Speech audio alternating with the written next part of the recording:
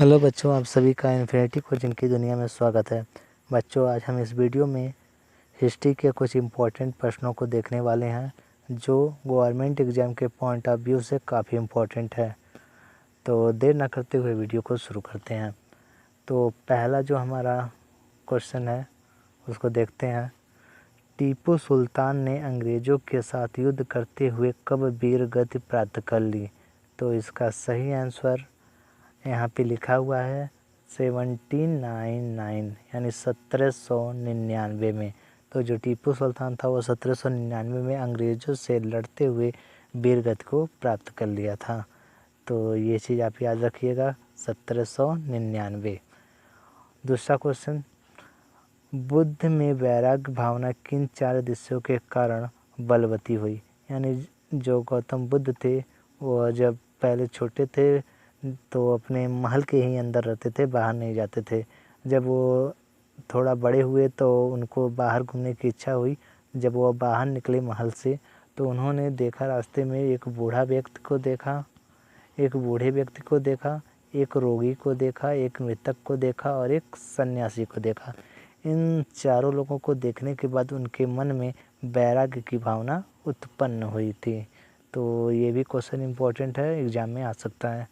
अगला है नंबर 3 में देखते हैं। सम्राट अशोक की वह कौन सी पत्नी थी जिससे उसे सबसे ज़्यादा प्रभावित किया?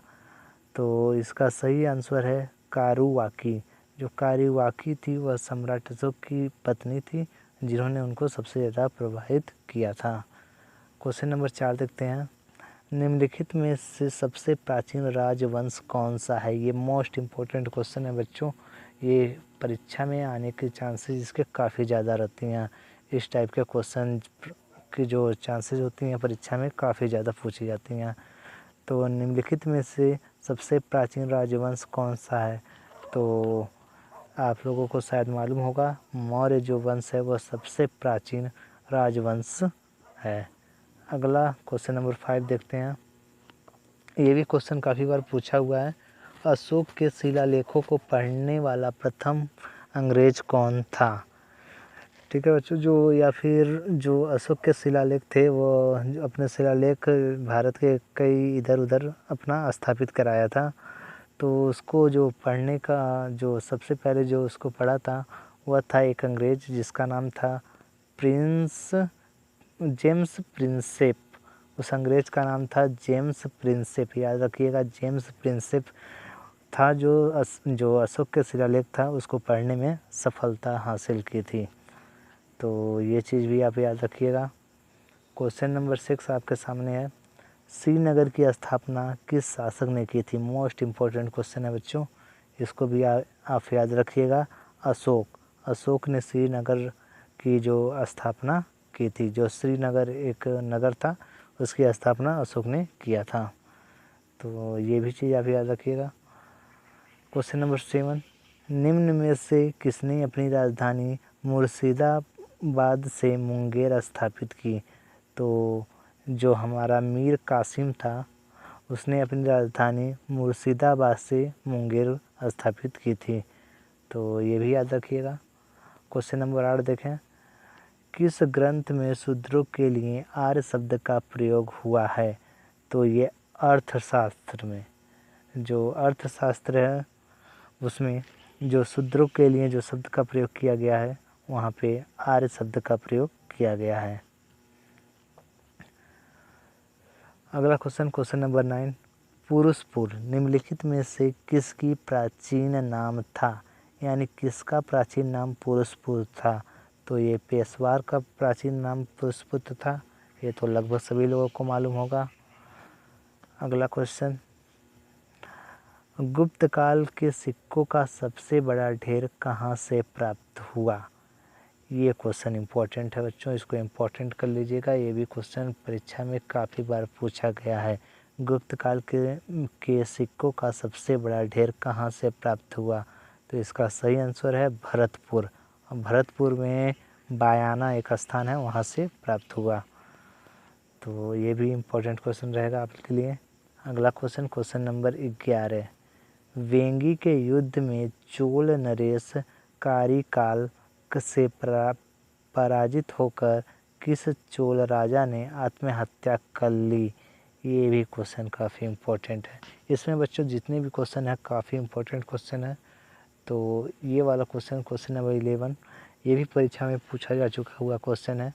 बेंगी के युद्ध में चोल नरेश कारिकाल से पराजित होकर किस चोल राजा ने आत्महत्या कर ली। तो इसका सही उत्तर है नेदुन जेलर आदान। नेदुन जेलर आदान।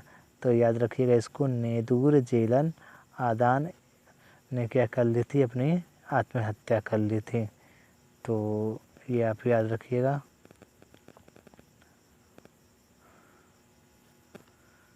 नेदुर जेलर आदान। क्वेश्चन नंबर 12 भीमराव अंबेडकर की पढ़ाई लिखाई में किसने सर्वाधिक सहयोग दिया। तो जो भीमराव अंबेडकर थे, जिसने अब संविधान का पिता कहा जाता है, उनकी जो पढ़ाई लिखाई में सबसे ज़्यादा योगदान किसने दिया। तो बड़ौदा के महाराज ने इसमें सबसे ज़्यादा योगदान दिया था, बड़ौदा के महाराज ने। ठीक है, तो ये भी क्वेश्चन याद रखिएगा। अगला क्वेश्चन नंबर 13 महाराष्ट्र में गणपति उत्सव आरंभ करने का श्रेय किसे प्राप्त है। तो ये तो लगभग सभी लोगों को मालूम होगा, बाल गंगाधर तिलक। ठीक है, महाराष्ट्र में जो गणपति उत्सव है उसको आरंभ करने का जो श्रेय जाता है वह बाल गंगाधर तिलक को जाता है। आगे क्वेश्चन नंबर 14 किस राष्ट्रकूट शासक ने एलोरा के पर्वतों को काटकर प्रसिद्ध कैलाश मंदिर का निर्माण कराया था। इस क्वेश्चन को इम्पोर्टेंट कीजिएगा, ये बहुत बार पूछा गया क्वेश्चन है। तो इसका सही आंसर है कृष्ण प्रथम।